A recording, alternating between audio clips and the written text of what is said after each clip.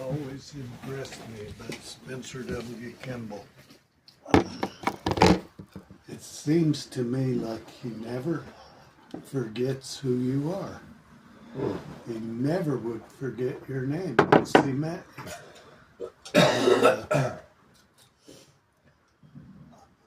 I talked to him when I was hired. He was over the Indian Placement Program, and I was hired under the auspices of the Relief Society as an Indian student placement worker. So I never thought I'd grow up to work for the Relief Society, but that's the way it was.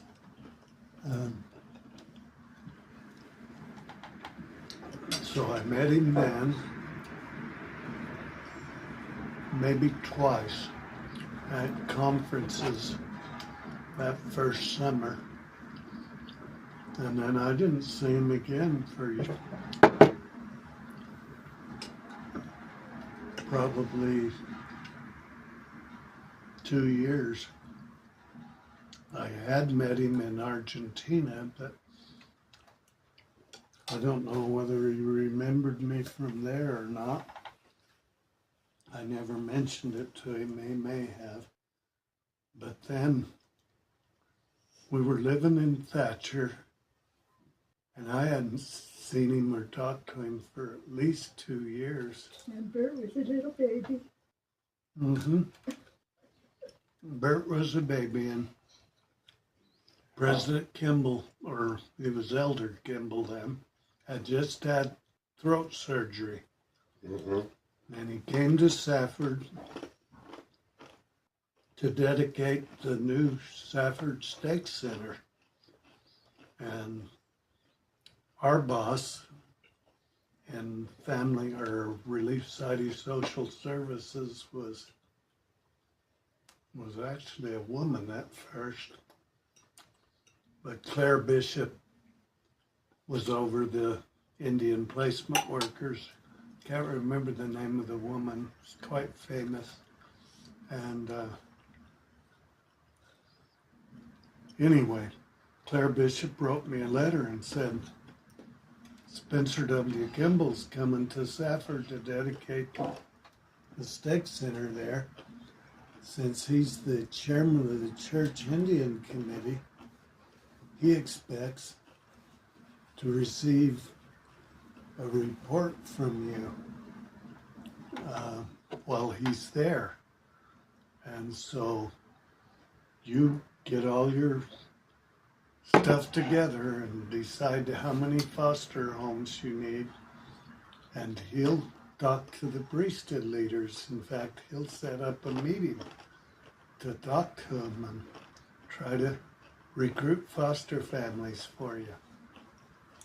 And I needed a ton of foster families, probably 60 or more, maybe 80. He showed up that night to dedicate the Stake Center in Safford. And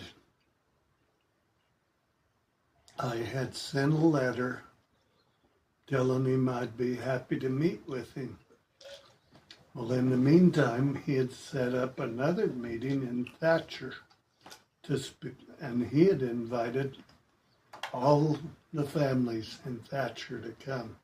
He was going to pressure them to accept Indian students, which he did. And so my instructions from my boss, Claire Bishop, was, while he's there in Safford dedicating that Stake Center, when he finishes, don't let him get out of the building without talking to him. And tell him what's going on and what to be prepared for and how many homes to look for when he meets with the meeting he set up the next night. And so I was prepared to talk to him, but the building was filled to overflowing. Remember that night? And they announced, don't try to talk to President Kimball. We were sitting in the gymnasium part of the Stake Center. So way back there. And we were back quite a ways, and he gave his talk. He had trouble speaking because he had just had throat surgery. It was pretty much a whisper, like, brothers and sisters. You know, that's about how it was. And whoever was accompanying him stood up and said, now, nobody approach President Kimball. When he's finished, we will lead him out, and nobody's to speak to him. He can't afford to talk more than the minimum. And so I thought, well, there goes my instructions from my boss, because I was supposed to approach him and talk to him. And he was starting out, marching up, down from the stand, and then down around the hallway that leads out to the foyer. We were back behind that. And he saw me and Liberta sitting back in there. And he stopped his guys they were holding his arms and everything. He stopped and said, I want to talk to somebody. And he walked back to where I was and gave me a big hug. And he said, Brother Crockett, how are you doing? With a raspy voice. And I said, fine. And he said, what do you want me to tell those people tomorrow night in Thatcher? And I said, well, I need so many homes. And he said, I'll get them for you. And he said, you're going to be my companion speaker. That's the first I'd heard of that. But I had to talk for about 10 minutes before President Kimball. You know, Jesse, do you remember Jesse M. Smith? Yes, he married us. No, Jesse. No, not Jesse M. Smith. Yeah, Jesse. The one that was Temple No, president? she was married to, as a woman, she was married to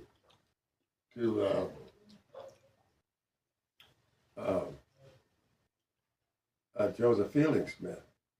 Oh no, I don't know that one. She had a really good soprano voice. Yeah, I remember her. You remember her? Yeah, she sang with the choir. Yeah, Did solos all the time. yeah. She had a really good Really soprano voice. beautiful Yeah. contralto. Yeah, and they came to back up. I was in Japan in the Marine Corps, and they came on a tour of Japan, and we had a meeting, a conference of all the servicemen, and I went to that meeting, and afterwards I met the two of them. And then some 4 or 5 years later, I'm on my mission down in Guatemala, and they came down there.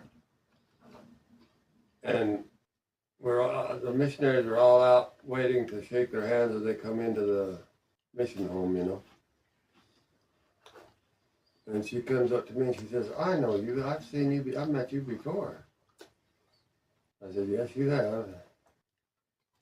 And she says, don't tell me. She says, that'll come to me in a minute. She walked about 2 more elders down, shaking their hands. And then she comes back to me and she says, Japan, 1955. Wow. She remembers, of all the hundreds of people, she, maybe even more than that she had met in the meantime, she remembered me and where she knew me from and what year it was. That's amazing. Yeah. That is amazing. She was an amazing lady. I think I remember hearing her sing When the Moon Comes Over the Mountain. Oh? You remember that song? Yeah. Yeah. President Kimball came to rededicate the Mesa Temple. I can't remember the year. Bert and Clarissa, and we probably had David. He Maybe not. spoke at the little chapel on Broadway Yeah. and I remember shaking his hand. Yeah. We were instructed to take our kids to the little Ninth That little Ward chapel and drop 'em chapel off. on Broadway and drop them off, and they had to hold primary for them or some kind of service while we were at the temple dedication at the Tri-State Center.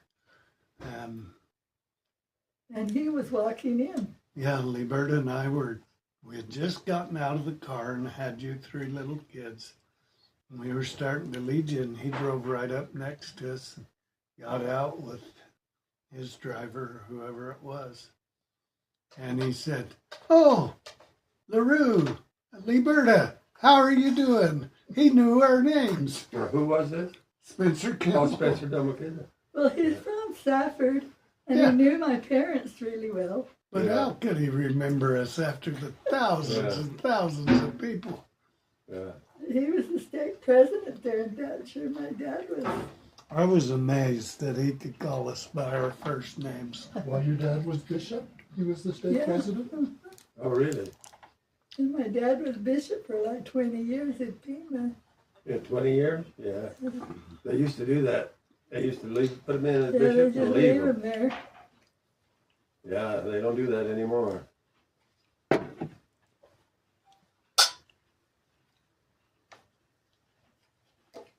Yeah, the old bishop, when I was growing up, we must have had him for 20 years. Seems like it anyhow. I'm sure glad they discontinued that practice when I was a bishop. Yeah. Yeah.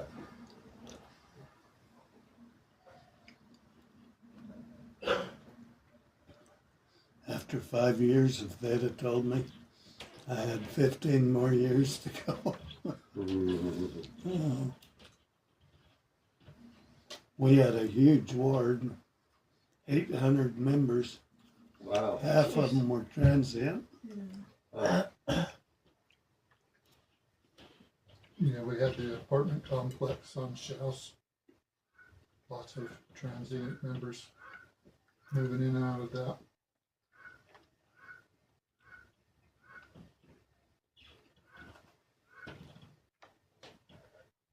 But whenever he'd come to Thatcher, to the state conferences there, they'd always have lunch at my Uncle Jack's house, and we would all go there because Daddy was the first counselor.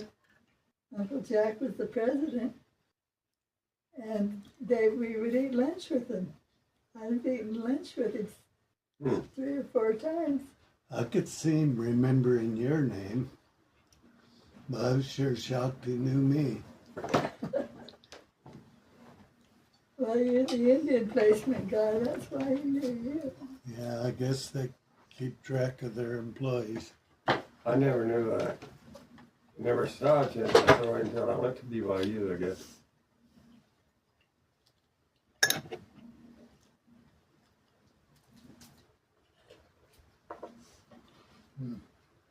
No, wait, that's not right.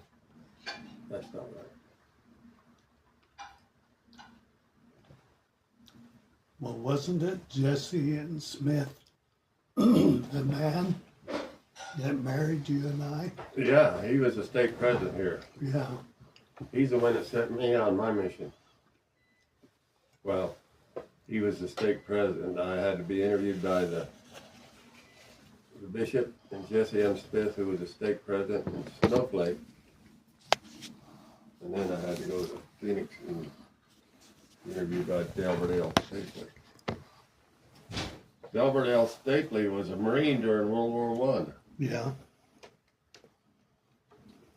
Yeah, I went to his office. Sure, if you can stay here till tomorrow morning, Jeff always calls us Monday morning. We always talk to him That would be nice. on my iPad. We can see him in person. He'll be here in 2 months. Yeah, sadly, I think we need to go. Jen has she's doing some brain training for a couple people.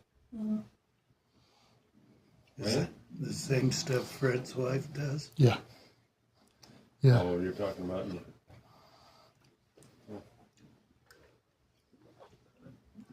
She's got an appointment with Barbara Wolf, I know, from our ward. He never tells us much about his work, but I imagine it's pretty high level because he knows everything that's going on. He did tell us something I'm not sure he was supposed to disclose. Last time he called, he said, "We're going to have a special visitor here soon." And I said, "Who?" And he said, "Trump." Wow. I said, "When's he coming?" And he said, "I already told you more than I should have." Maybe I should get that